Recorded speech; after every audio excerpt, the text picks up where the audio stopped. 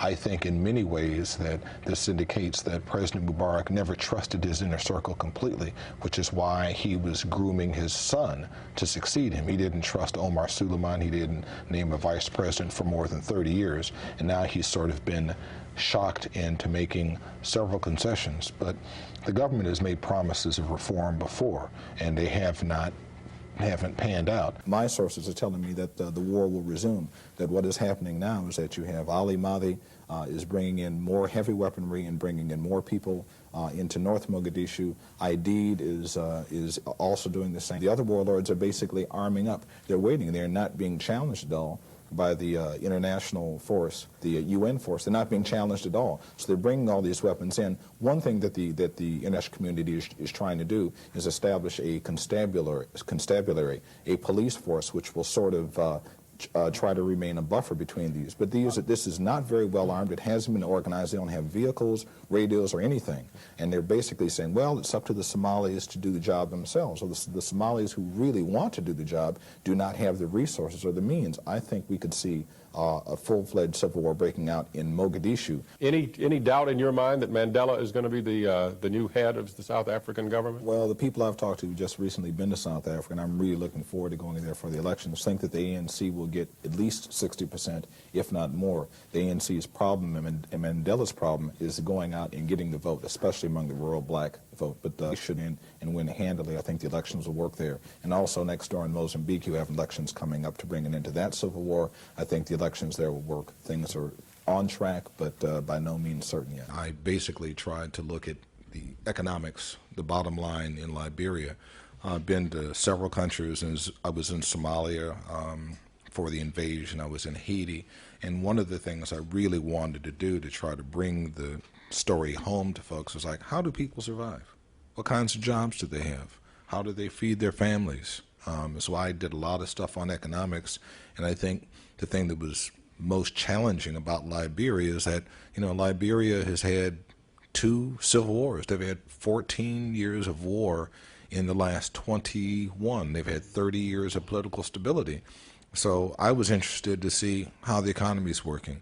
You have a country that has an official unemployment rate of about 85%, and that was just staggering to me. If you go back to Ivory Coast's history, essentially the state dominated the media, they dominated television, they dominated the main newspaper, Fraternité Matin, for decades, as a matter of fact. Anyone who's lived in that part of the world had grown increasingly cynical and disbelieving about what they were hearing from a state-controlled newspaper. So this was natural that the media would be played in such a way.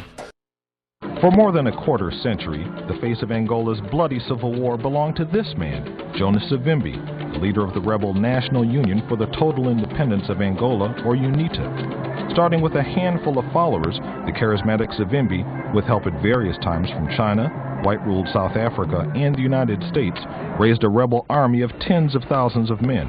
UNITA fought to topple Angola's Soviet and Cuban-backed government during the Cold War. When the Civil War ended in 1991, UNITA and the Angolan government agreed to hold national elections and to demobilize a combined 150,000 troops. A year later, when UNITA disputed the results of those elections, Angola's war resumed, in part because neither side finished demobilizing their armies. A few years later, another peace agreement collapsed for similar reasons, and several attempts to mediate an end to the conflict, including one by South Africa's Nelson Mandela, ended in failure. Some observers thought Angola's civil war might never end, but in late February, government forces killed Savimbi in eastern Angola. Within weeks of Savimbi's death, UNITA and Angolan military commanders agreed to a ceasefire. 2 months ago, a treaty formally ended the long civil war. But for Angola, as well as other African countries, winning the peace may prove as difficult as waging the war. Under the new agreement, UNITA sent its forces to camps across the country to be disarmed and demobilized. So far, the numbers of UNITA members and their families, about 80,000 troops and 300,000 dependents, have overwhelmed government efforts to shelter, feed, clothe, and care for them. Last week, Assistant Secretary of State for African Affairs Walter Kansteiner testified before the House Subcommittee on Africa about the situation in Angola. Not all has gone smoothly, as you referred to in your opening statement, Mr. Chairman. The pace which the peace process moved forward in March and April left the Angolan government unprepared to deal with the influx of UNITA personnel, and certainly with the size of that influx. Supplies reaching the quartering and family areas were slow to arrive, and initially the government was hesitant to involve the international community in the process. The Bush administration has sent $75 million in humanitarian supplies to Angola to improve conditions in the camps and make sure that the demobilization of UNITA's forces continues. Much more help is needed. George Chakotay, Angola's deputy foreign minister, said demobilization can only work if political leaders are firmly committed to peace. He said UNITA's new leader, General Paula Lukamba Gatu, unlike Savimbi, is committed fully to demilitarizing his party before new elections are held in 2004. We want to build a new future, and I think that's going to be very helpful. My government is committed to make sure that this process works. We're committed to it in full, and UNITA has guaranteed us, the new leadership of UNITA has guaranteed us that they're going to work on those lines with us, and therefore we trust this time that it's going to work. General Gatu, however, said the demobilization process must deliver real incentives to the former combatants to convince them not to pick up arms again.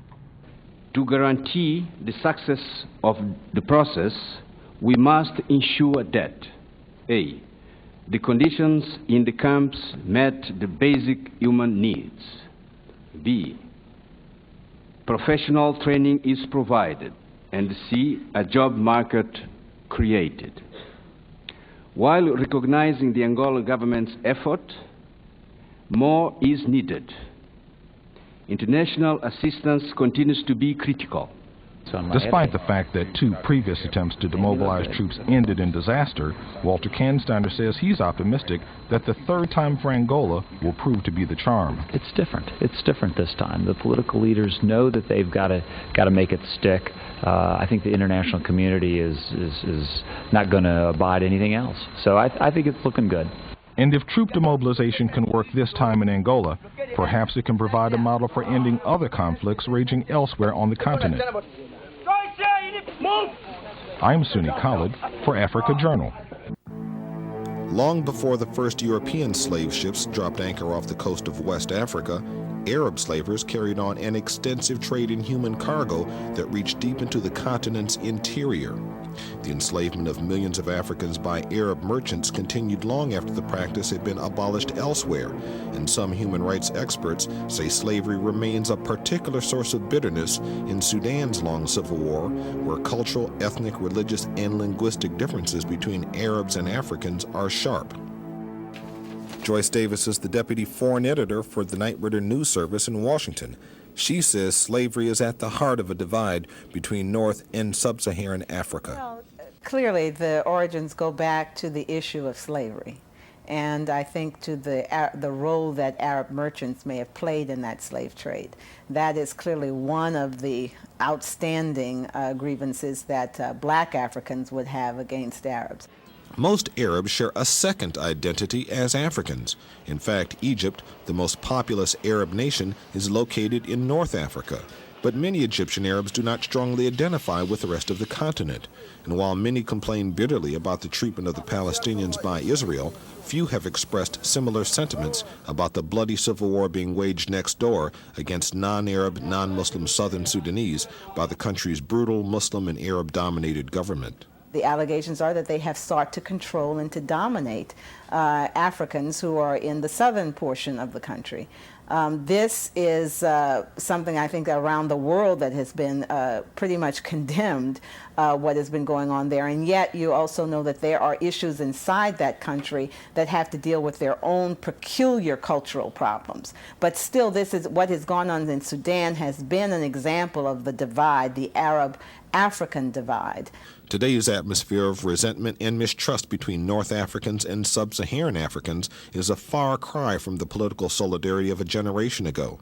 One of the leading figures of that time was Egypt's charismatic president Gamal Abdel Nasser.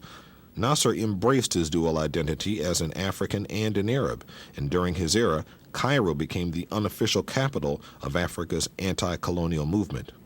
But the solidarity of the common struggle was gradually replaced by the awkwardness of relations between independent African and Arab nations.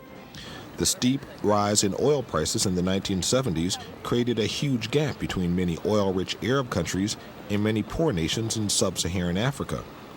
Mustafa Al-Said is an Egyptian academic and a visiting fellow at the Carnegie Endowment for International Peace. He says plans to share the oil wealth of North African and other Arab states with Africa did not occur.